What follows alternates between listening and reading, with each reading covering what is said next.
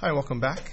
In this example, we're going to explore arcs of a circle and how to measure them. So an arc is basically, a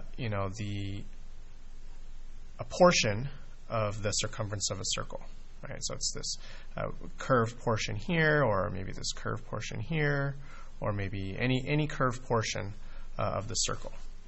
Okay. And the way we measure an arc is by looking at the central angle that forms that arc.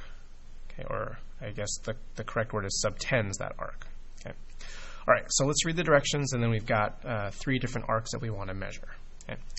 So find the measure of each arc of circle C where AB is a diameter.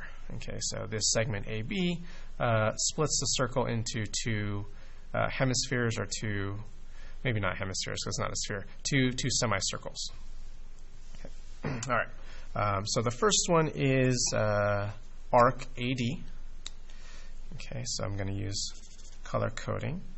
So that arc right there. All right, so this is the easiest of the three problems because for this arc, right, we can see there that the central angle that subtends or forms that arc is 65 degrees. Okay, so arcs are measured in degrees. Okay, in another video we'll talk about arc lengths, right? But for now we're just going to talk about arcs. Okay, so AD would be 65 degrees, right? It just basically matches the central angle there.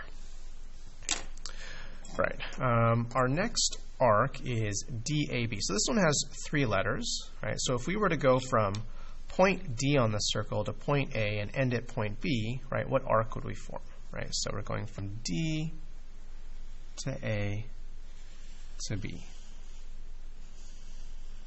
Right, so that's a very big arc, right? And the mathematical term there is a major arc. Okay, so if it goes more than half the circumference of the circle, it's a major arc.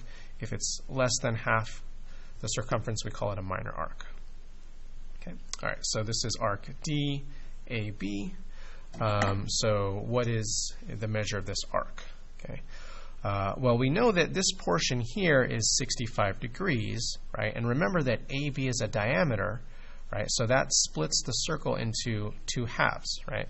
So also, segment AB is a straight angle, right? So we know that this angle here is 180 degrees. Okay. So arcs are kind of like lines and like angles where you can add them, right? We have the segment addition postulate, we have angle addition postulate. There's probably something called the arc addition postulate, right? So you can add two adjacent arcs, right, and get a total. All right, so if we do 65 plus 180, let's write that down.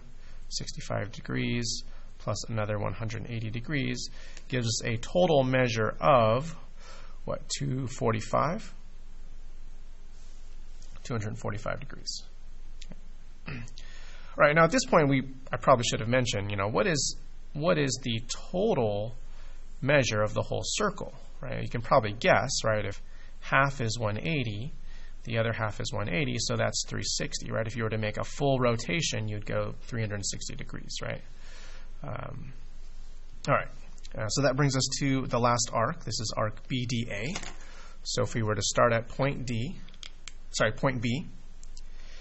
go in the direction of point D, and then end at point A. Okay, so now we're looking at this green arc. This one should have been color-coded green, and the previous one should have color-coded it orange.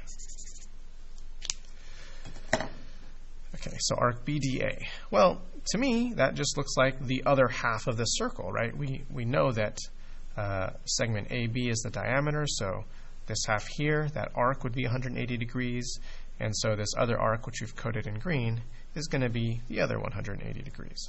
Right? It's exactly 1/2 of the circumference of the circle. All right, thank you for watching. See you in the next video.